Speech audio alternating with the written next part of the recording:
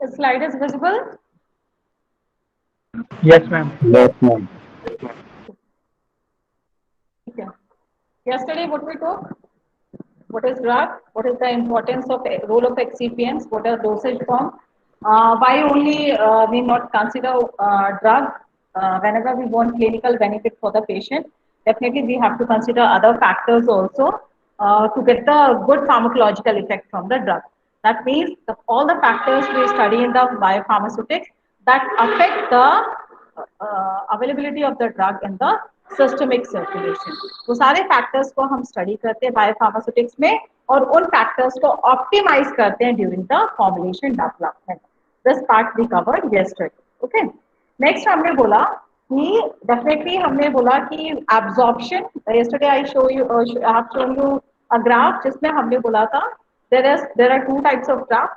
हमने बोला इन विच 100% absorption show कर रहा था and another one it was showing 50% absorption. 100% absorption में हमने बोला था this is not good type of dosage form, ये आपका अच्छा डोसेज फॉर्म नहीं है. जबकि अगर आप 50% एब्जॉर्प्शन वाला ग्राफ देखते हैं this is the better dosage form. इसका रीजन क्या है?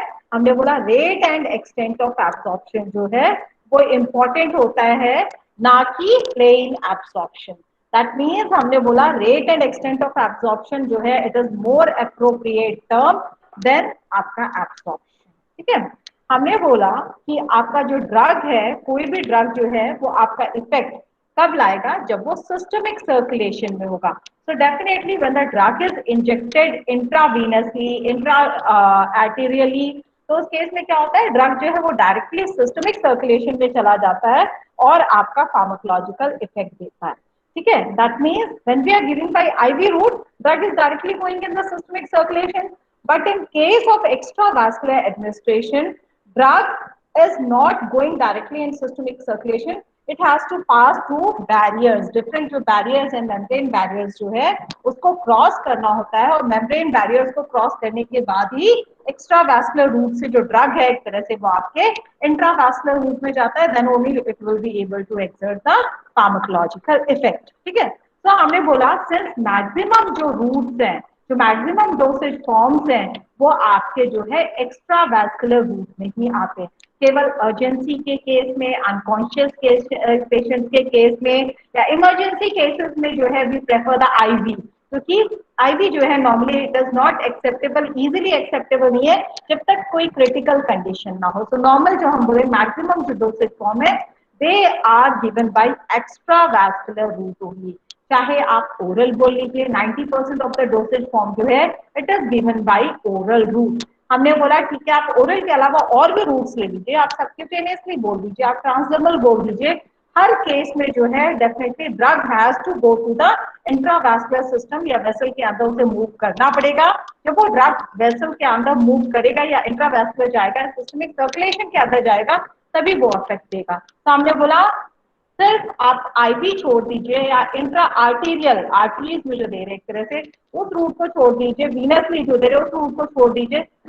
उसके अलावा बाकी सभी रूट्स में ड्रग को कहीं ना कहीं बैरियर को या मेम्ब्रेन को क्रॉस करना पड़ता है. Then only it comes in the systemic circulation and then only gives it pharmacological effect.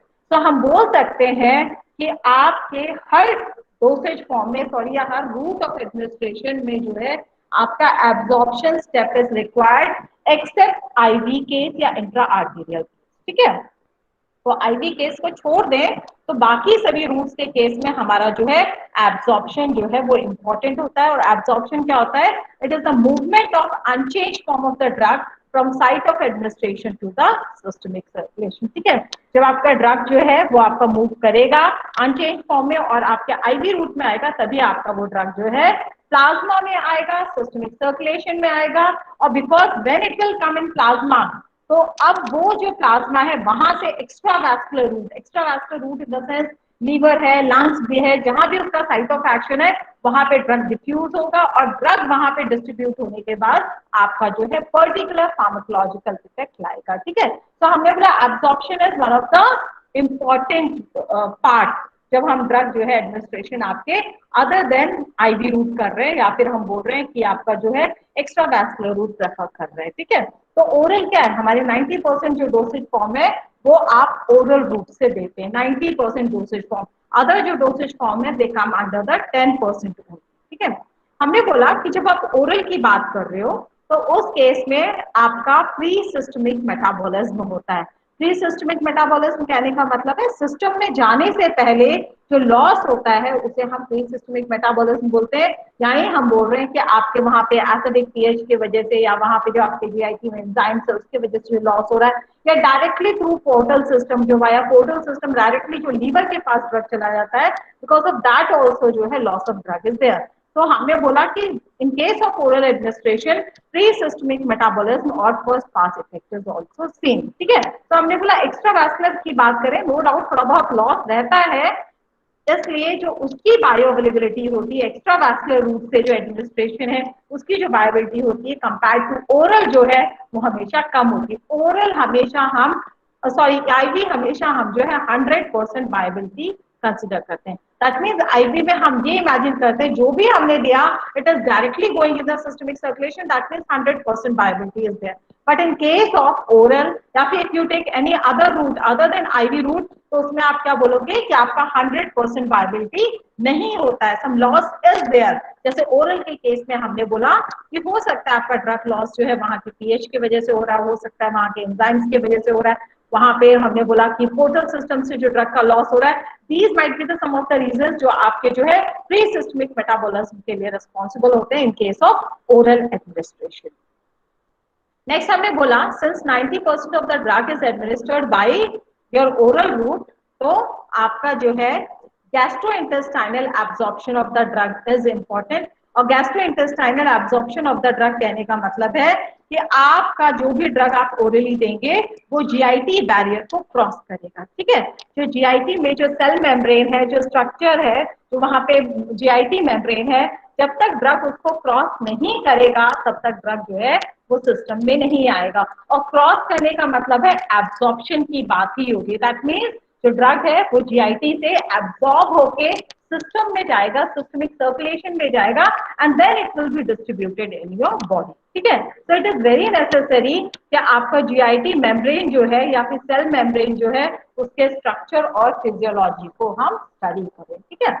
Next हमने बोला कि सेल मेम्ब्रेन के अगर हम स्ट्रक्चर को बोले तो already you must have studied this, but still I cover this part also because it is in your syllabus. तो हम ये बोलेंगे कि जो सेल मेम्ब्रेन है वो होता क्या है, अल्टीमेटली जो सेल मेम्ब्रेन है it is a double layer of amphiphilic phospholipid molecules, ठीक है। यानी ये एम्फीफिलिक इन नेचर होता है, लेकिन एम्फीफिलिक कहने का मतलब है जिसके पास हाइड्रोफिलिक पार्ट भी है, जिसके पास हाइड्रोफोबिक पार्ट भी है। एम्फीफिलिक का मतलब क्या होता है, हाइड्रोफिलिक पार्ट भी है, उसके पास हाइड्रोफोबिक पार्ट भी है। तो ये हमने क्या बोला, you can see this, this is the amphiphilic part and this is one more amphiphilic part. तो हमने बोला जब दो एम्फीफिलिक पार्ट्स हैं तो हम इसे क्या बोल रहे हैं, double layer of amphiphilic phosphate molecules. Amphiphilic phosphate molecules हम क्यों बोल रहे हैं, क्योंकि ये जो एंड्स हैं ये आपके लाइपोफिलिक है या हाइड्रोफोबिक एंड्स है, और ये आपके जो है हाइड्रोफिलिक एंड्स है।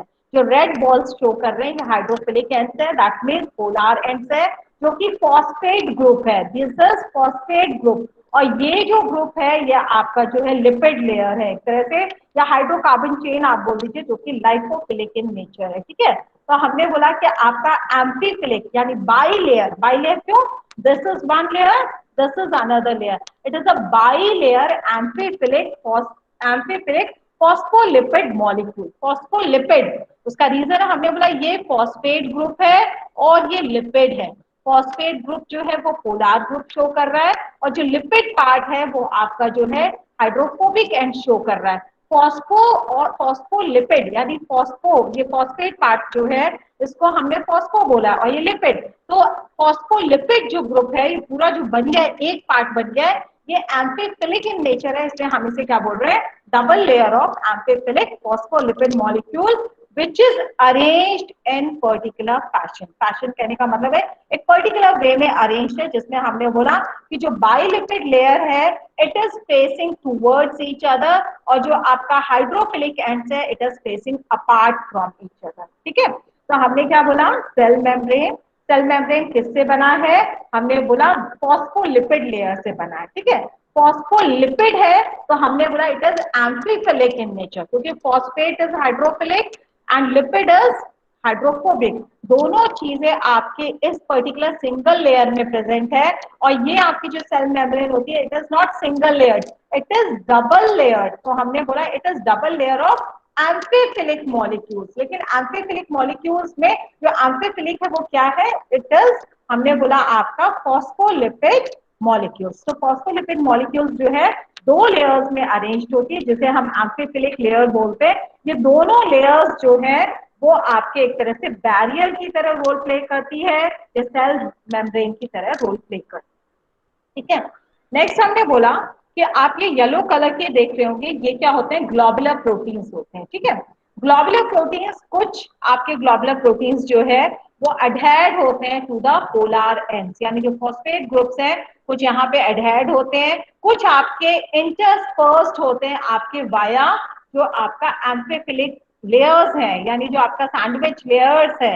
ये सैंडविच लेयर के अंदर से आपका जो प्रोटीन है वो एक तरह से पूरा यहाँ से इस पार से लेके इस साइड से लेके इट क्रॉसेस वाया टोटल एक एंड से लेके दूसरे एंड पे क्रॉस होता है and it forms the pore. That means हमने बोला जो प्रोटीन्स है, जो ग्लोबुलर प्रोटीन्स है, सम जो है वहीं पे जो है आपके सरफेस पे अटैच होते हैं, और कुछ आपके जो है इंटरस्पर्स प्रोटीन्स होते हैं जो आपके वाया मेम्ब्रेन क्रॉस करते हैं एंड दे फॉर्म द पोर। और जो फॉर्म पोर होता है थ्रू द ग्लोबुलर प्रोटीन, ये जो पोर्स होते हैं यहाँ से आपके जो है कुछ ड्रग मॉलिक्यूल जिनका मॉलिक्यूलर वेट जो है लेस देन 100 डाल्टन है, जो हाइड्रोफिलिक ड्रग मॉलिक्यूल्स है, they normally get absorb through the pore transportation. तो ये पोर ट्रांसपोर्टेशन किसके वजह से फॉर्म हुआ है, because of the globular protein which is intersperse between the bilipid layer, या फिर हमने बोला जो आपका जो double layer of amphiphilic phospholipid layer है उसके बीच में से हमारा जो है आपका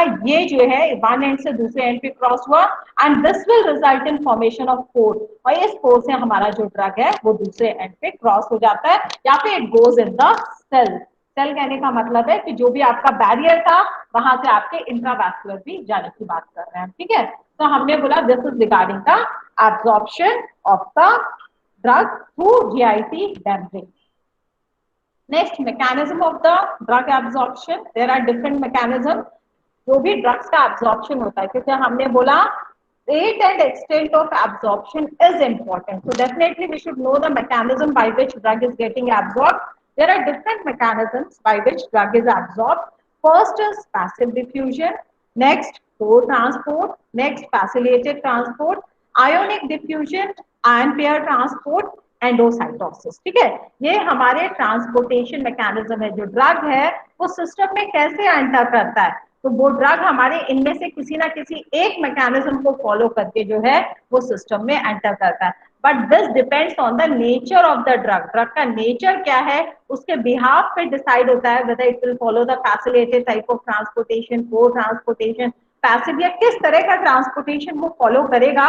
this will be dependent on the nature of the molecule, किस तरह का मॉलिक्यूल जो है वो ट्रांसफर होने जा रहा है, किस तरह का नेचर है उसका, उसके अकॉर्डिंग वो ट्रांसपोर्ट होगा। जैसे हमने बोला जो को ट्रांसपोर्ट है उस केस में नॉर्मली हाइड्रोफिलिक जो मॉलिक्यूल्स हैं वो ट्रांसपोर्ट होते हैं जिनका मॉलिक्यूलर वेट जो है लेस देन 100 डाल्टन से। ठीक है, if it's molecular weight will be more than 100 Dalton, तो उस केस में आपका पोर ट्रांसपोर्ट जो है वो कंसेप्ट नहीं यूज होगा। तो हमने बोला here the molecule which is getting absorb, उसकी properties will decide which mechanism of drug absorption will be preferred. ठीक है, तो हमने बोला passive diffusion, pore transport, facilitated transport, ionic diffusion, ion pair transport, and endocytosis. These are the some of the mechanisms by which drugs are absorbed. Now we'll take the passive diffusion. ठीक है, passive diffusion के case में passive आपने already पढ़ा होगा active and passive, but still passive diffusion जो है अगर हम बोले it is called non ionic diffusion.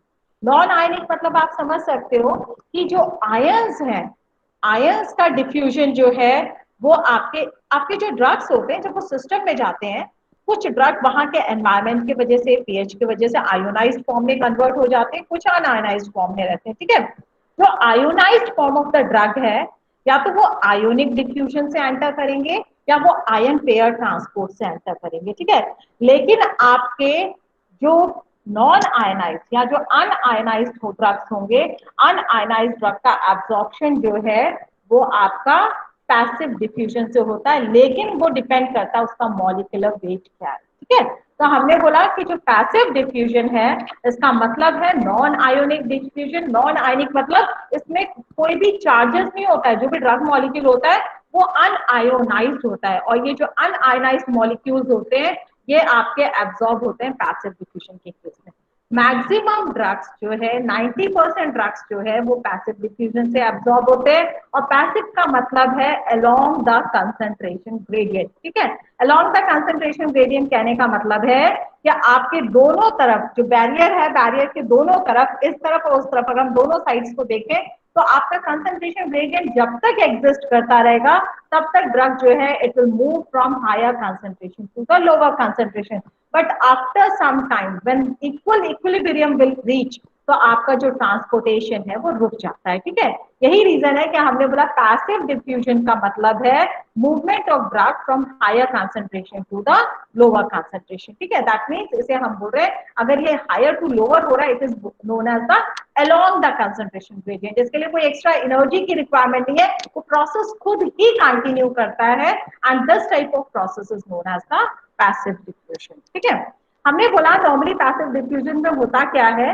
जो भी ड्रग होता है वो आपके एक्वस सोल्यूशन में जो है वो डिसॉल्व हो जाता है, क्योंकि हमने बोला ड्रग किसे बोल रहे हैं, एक अच्छा ड्रग हम किसे बोलते हैं जिसमें हाइड्रोफिलिक प्रॉपर्टी भी होती है, जिसमें लाइपोफिलिक प्रॉपर्टी भी होती है। अगर आपने बीसीएस क्लासिफिकेशन सिस्टम के अकॉर्डिंग अगर आप ड्रग को क्लासीफाई करते हैं तो आप बोलते हैं पहले दो कैटेगरीज में हाइड्रोफिलिसिटी लाइपोफिलिसिटी अच्छी है, लेकिन अगर हम थर्ड फोर्थ कैटेगरी में जाएं तो हमने बोला एक में सिर्फ लाइपोफिलिसिटी है, एक में सिर्फ हाइड्रोफिलिसिटी है।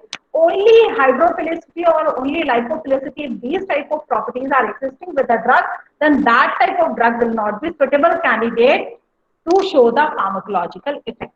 हमने बोला जो ड्रग है उसके पास हाइड्रोफिलिक नेचर भी होना चाहिए, उसके पास हाइड्रोफोबिक या लाइपोफिलिक नेचर भी होना चाहिए। हाइड्रोफिलिक नेचर क्यों होना चाहिए, क्योंकि जो भी ड्रग है अगर उसे पैसिव डिफ्यूजन प्रोसेस में जाना है तो डेफिनेटली उससे पहले जो वहां पे मीडियम है, जो वहां पे एक्वस मीडिया है, जो भी पीएच है, उस मीडियम में उसे डिसॉल्व होने में केपेबल होना चाहिए, मॉलिक्यूलर फॉर्म में आने में केपेबल होना चाहिए। जब तक ड्रग डिसॉल्व होकर मॉलिक्यूलर फॉर्म में नहीं आएगा तब तक वो मेम्ब्रेन से इंटरैक्ट नहीं होगा, जब तक वो मेम्ब्रेन से इंटरैक्ट नहीं होगा तब तक वो क्रॉस नहीं होगा।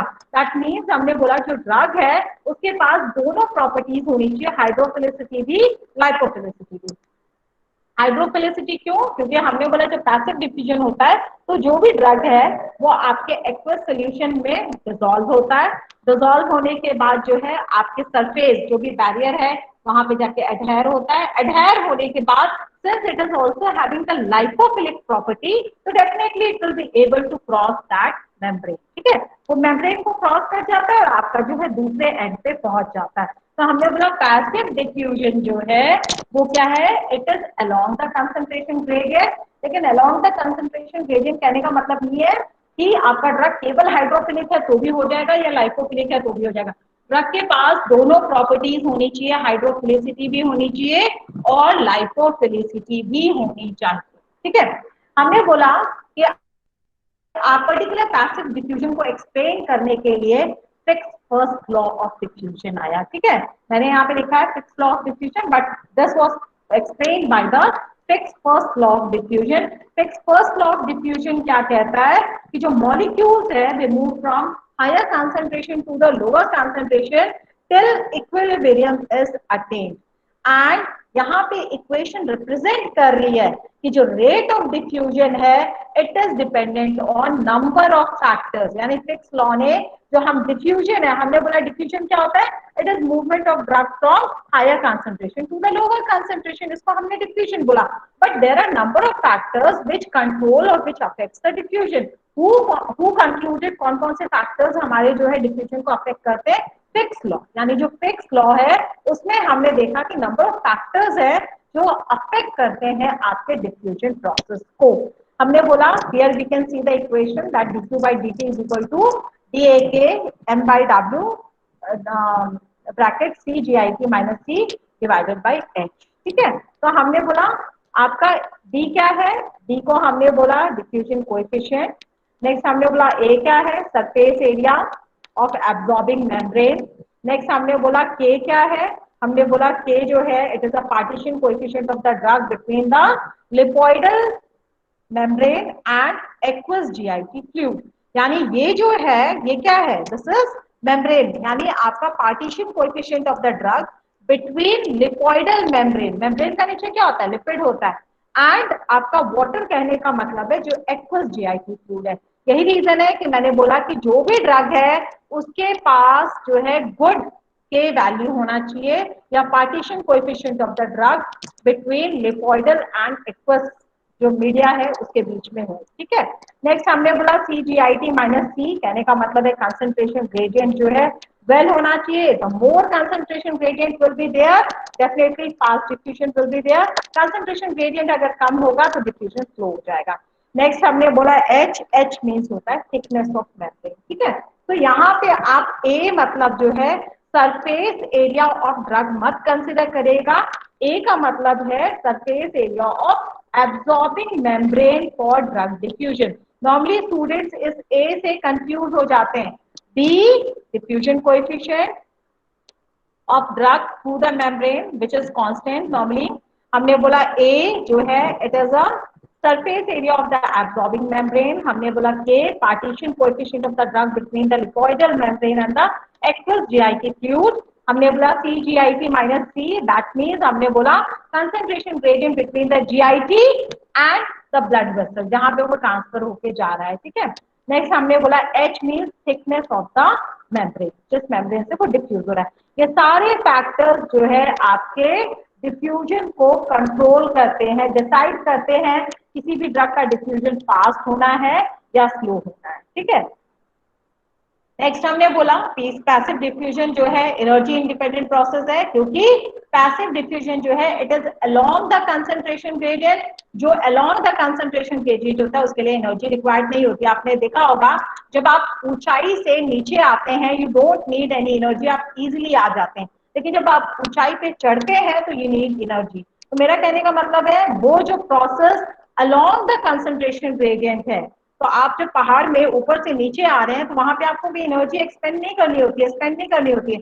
वहां पे क्या है आप डायरेक्टली जो है ऊपर से टॉप से डाउन में आ जाते हैं, क्योंकि that is along the concentration gradient. या बॉल अगर आपने टॉप हिल पे रख दिया तो वो इजिली नीचे आ जाती है। क्यों आ जाती है, that movement is along the concentration gradient. So passive diffusion don't need any energy and it is non-saturable process। ठीक है, नॉन सैचुरेबल प्रोसेस कहने का मतलब है कि ये प्रोसेस जो है सैचुरेट नहीं होता है, क्योंकि आपके जो है कैरियर्स पे डिपेंड तो है नहीं। जो चीज कैरियर्स पे डिपेंड होता है, जिसका एब्जॉर्प्शन कैरियर्स पे डिपेंड होता है, वहां पे हमने बोला सैचुरेशन की पॉसिबिलिटी होती है। लेकिन आपका जो पैसिव डिफ्यूजन है वहां पे सैचुरेबिलिटी की पॉसिबिलिटी नहीं है, क्योंकि डायरेक्टली मेम्ब्रेन से इंटरेक्ट होना है और मेम्ब्रेन के थ्रू क्रॉस होना है। So this process is non saturable. ठीक है, but it is dependent on the molecular weight of the compound. मैंने आपको ऑलरेडी पहले भी बताया कि if the molecular that means physico chemical properties of the drug is important, या फिर हमने बोला जो molecular weight of the drug है it is important, the nature of the drug is important, कि वो आपका पोलर है, लाइपोफिलिक है, हाइड्रोफिलिक है। ये दो चीजें बेसिकली मॉलिक्यूलर वेट और उसका नेचर हाइड्रोफिलिसिटी लाइपोफिलिसिटी या दोनों चीजें हैं, ये चीजें डिसाइड करती हैं कि किस मैकेनिज्म से हमारा ड्रग एब्सॉर्ब का। पैसिव डिफ्यूजन से नॉर्मली वो ड्रग्स जो लाइपोफिलिसिटी और हाइड्रोफिलिसिटी दोनों बिहेवियर रखते हैं ऐसे ड्रग्स, और साथ में उन ड्रग्स का जिनका मॉलिक्यूलर वेट जो है 100 से 400 डाल्टन के बीच में होता है, वो ड्रग्स हमारे पैसिवली डिफ्यूजन मेथड से एब्सॉर्ब होते हैं। ठीक है, तो हमने बोला पैसिव डिफ्यूजन के केस में दो प्रॉपर्टीज रिक्वायर्ड है। मॉलिक्यूलर वेट जो है it should not be more than 400 Dalton हमने बोला, और हमने दूसरी बात बोली कि it should not be less than 100 Dalton also. ठीक है, लेकिन हमने बोला दैट मीन्स जो ऑप्टिमम साइज है मॉलिक्यूलर वेट है which is normally preferable for passive diffusion is 100 to 400,000।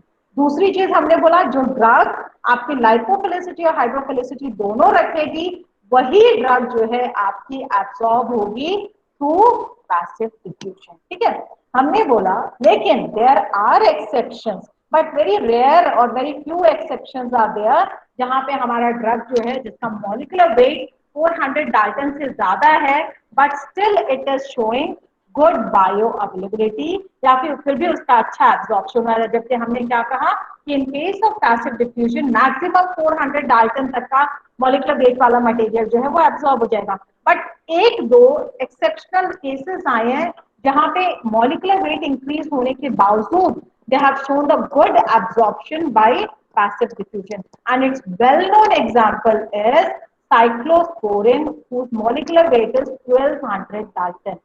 Cyclosporin drug जो है उसका 1200 डाल्टन मॉलिक्यूलर वेट है and it is getting absorb by passive diffusion जो कि रियली थोड़ा सा एक्सेप्शनल केस है क्योंकि वो उसके जो रेंज है जो उसने शो की हुई है उसके बियॉन्ड जाके it is showing it's absorption. उसका रीजन जो है वो ये हो सकता है कि आपका जो साइक्लोस्पोरिन है वो इसलिए एब्जॉर्ब हो रहा है क्योंकि वो हो सकता है लीनियर मॉलिक्यूल हो और लीनियर मॉलिक्यूल की वजह से उसका एब्जॉर्प्शन हो रहा हो। अगर कॉम्प्लेक्स मॉलिक्यूल्स होता तो हो सकता है उसका एब्जॉर्प्शन नहीं होता, लेकिन लीनियर मॉलिक्यूल की वजह से एक एजम्पशन लगाया है लीनियर मॉलिक्यूल होने की वजह से हो सकता है despite of molecular weight 1200 Dalton, it is getting well absorbed by the passive diffusion. Okay.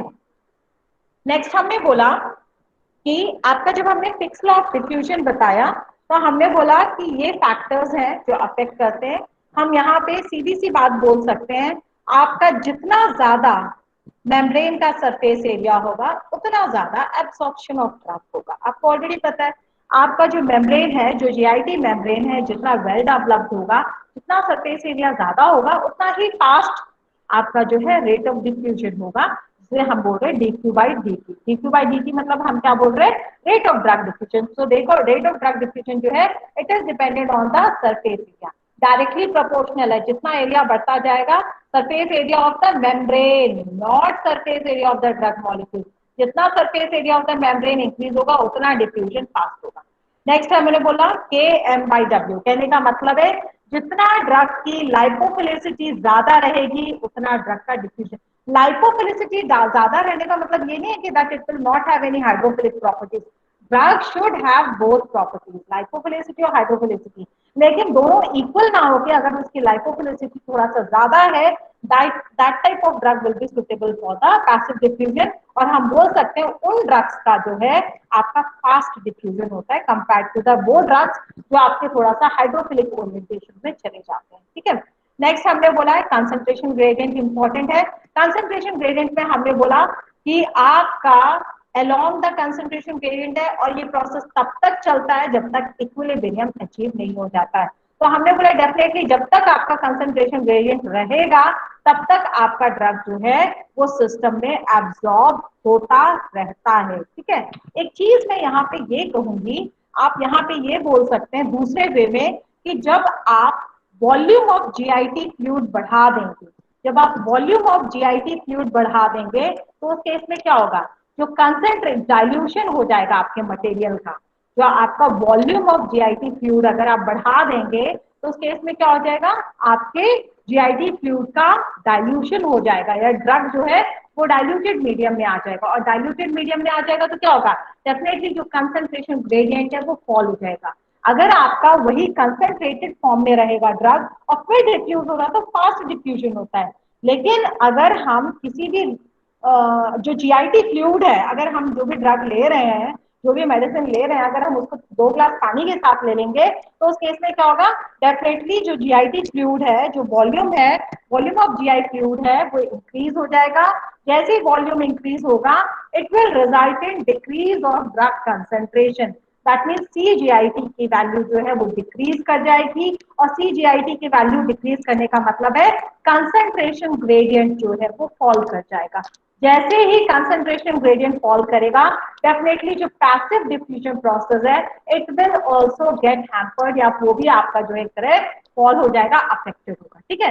तो हमने बोला कि आपका जब आप फॉर्मुलेशन ले रहे हैं और drug if it is getting absorb by the passive diffusion, तो कोशिश हमारी ये रहनी चाहिए कि ड्रग जो है वो आपकी डाइल्यूट ना हो पाए या बहुत ज्यादा वॉल्यूम ऑफ वाटर ना ले, क्योंकि अगर हमारा जीआईटी फ्लूइड में वॉल्यूम बढ़ गया तो डेफिनेटली ड्रग का एब्जॉर्प्शन जो है वो कंसंट्रेशन ग्रेडियंट जो है सफिशिएंट बिल्टअप नहीं हो पाएगा, and because of which the absorption of drug will get delayed, ठीक है। इस कंसेप्ट को ही हम जो है पॉइजनिंग में भी यूज करते हैं।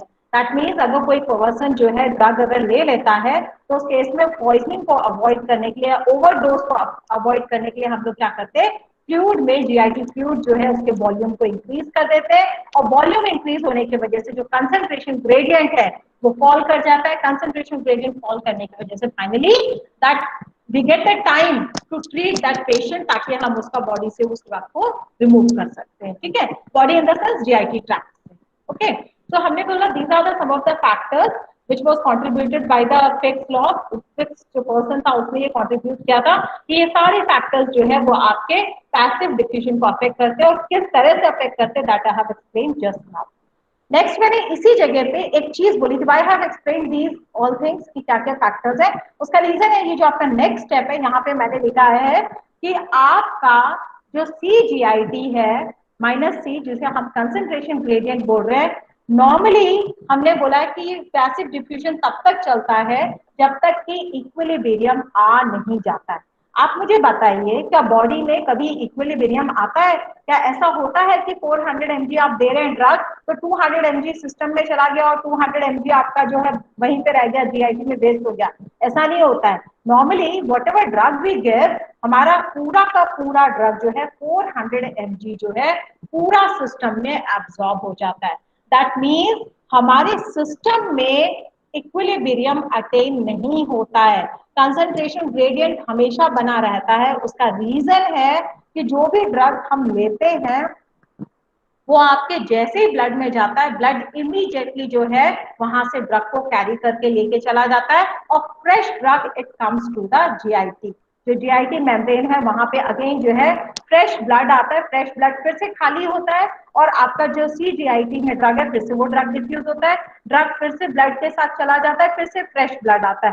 दैट मीन्स जो दूसरा साइड ऑफ द आपका मेम्ब्रेन है वो कभी भी सैचुरेट नहीं हो पाता है, वो कभी भी इक्विलिब्रियम पे पहुंच नहीं पाता है। और अगर आपका ड्रग इक्विलिब्रियम पे नहीं पहुंचेगा, डेफिनेटली कंटिन्यूअसली आपका जो ड्रग है उसका डिफ्यूजन होता रहेगा, ठीक है। तो हमने बोला कि जो आपका ये है जो कंसंट्रेशन ग्रेडियंट है, it always exist in case of system. जो हमारा इन विवो सिस्टम है वहां पे कभी भी इक्विलिब्रियम जो है अप्रोच नहीं करता है, वहां पे हमेशा जो कंसंट्रेशन ग्रेडियंट है वो एग्जिस्ट करता है, एंड ऑलवेज जो है CGIT जो है वो हमेशा हायर लेवल पे रहता है compare to the concentration of the drug in blood, ठीक है।